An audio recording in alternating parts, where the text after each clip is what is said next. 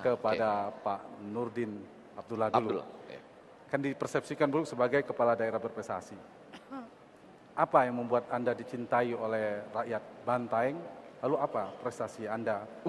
Ini pertanyaan paling sulit kalau saja. orang ditanya prestasinya apa. Kalau saya yang ingat tentang Bantaeng ini, mereka itu memiliki antara lain ya, Brigade Sadar Bencana, Siaga Bencana, Siaga Bencana, Brigade BSB. Ya. Itu kalau orang nelpon dalam waktu 5-10 menit mesti datang ke situ ya. Ya, Dan respon itu time sudah- 20 menit. Apa? Respon time 20 menit. Paling lama 20 menit, tapi Ya. sekarang diukur katanya 5-10 menit. Ya. Macam-macam yang diterima oleh telepon Brigade Ini udah Sadar. jadi juru bicara Bukan. Abdullah ini. Daripada kita tanya dia prestasinya. Apa kesulitan-kesulitan dan kemudian hal-hal yang membuat rakyat senang dengan tindakan-tindakan yang seperti itu. Iya, jadi saya kira tahun pertama sampai tahun kedua itu saya banyak keluar bawa masyarakat belajar. Jadi kelompok-kelompok tani, tokoh-tokoh masyarakat, wawasannya kita buka dulu. Ya, saya tidak malu membawa ke Jawa Timur ya.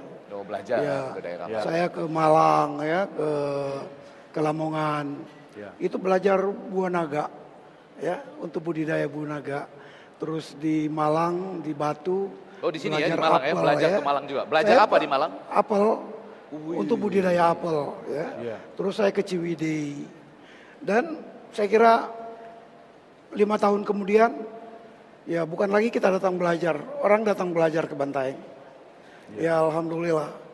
Dan saya sungguh bersyukur ya, di tahun ke-8 ini, ya bukan hanya fisik yang berubah, tetapi pola pikir masyarakat itu udah berubah. Baik.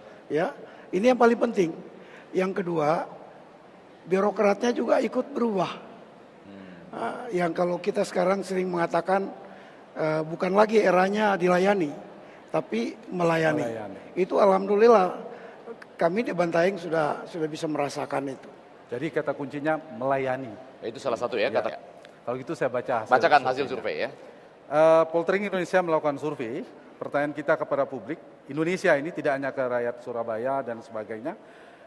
Apa kriteria kepala daerah berprestasi? Kiru, pertanyaan Mari singkat. sama-sama kita lihat ya teman-teman Kita lihat mahasiswa, sama-sama. Bapak, Ibu, dosen. Ternyata rektor. mayoritas menganggap karena mereka berhasil memajukan daerah 32,01%.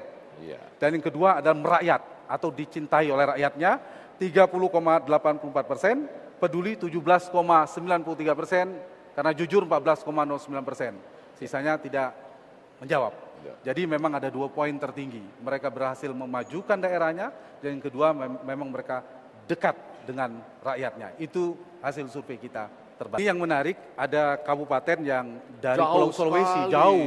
Ya, Kalau bicara Sulawesi media, Selatan. aksesnya di Jawa, Ibu Risma misalnya di Surabaya itu sangat besar, kencang sekali. Nah, Pak Nurdin ada nggak? Sering-sering datang televisi kah Pak?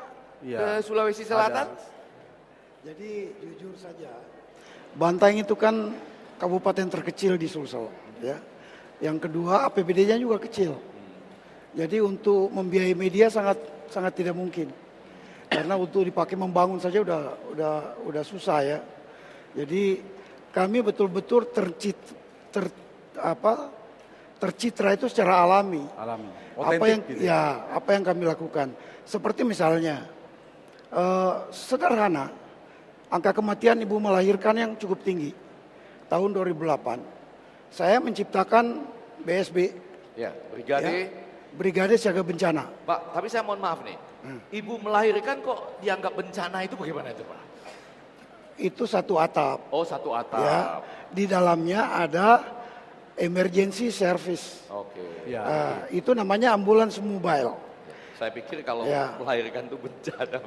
Itu dilengkapi 20 dokter, 26 perawat. Ya. Jadi kalau ada yang sakit atau kecelakaan, cukup nelpon. Respon time 20 menit sudah nyampe ke TKP. Alhamdulillah 2013 angka kematian ibu melahirkan itu menjadi 0, Pak. Baik. Saya ingin memberi sebuah tren sirkulasi mobilitas ruling elite. Dulu itu selalu kita kenal kalau mau jadi Presiden Republik Indonesia harus tentara, jenderal, Ya. atau ketua umum partai. 2011-2012 Poltreking Indonesia kemudian memunculkan riset survei pada saat itu kepala daerah yang potensial memimpin Republik. Nomor 1 pada saat itu 2012 yang pertama ada nama Joko Widodo, kedua Tri Risma hari ini.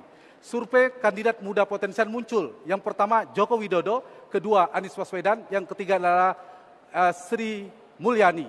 Dan ternyata tren itu bergeser terus. Ternyata Pak Jokowi 3 tahun kemudian menjadi Presiden Republik Indonesia. Jadi nanti pertanyaannya di layar kepada kita Pak akan Nurdin. muncul hasil-hasil survei ya tentang akan muncul. pemimpin-pemimpin daerah yang berprestasi. Pasti ada juga nama-nama yang kita kenal semua. Nah sekarang Kita tanya ke Pak Nurdin Abdullah. Selanjutnya. Setelah menjadi Bupati Bantaeng, apa kira-kira peran yang akan Anda ambil? Ya, jadi saya kira 10 tahun saya di Bantaeng ya. Mudah-mudahan rapor saya bagus. Ya, rapor saya bagus, masyarakat menilai berhasil. Ya, mudah-mudahan masyarakat memilih saya lagi untuk tingkat yang lebih luas. Ya, Insya kita Allah. dengar beliau ini salah satu kandidat kuat atau calon Gubernur Sulawesi Selatan kalau tidak salah. Amin. Wih,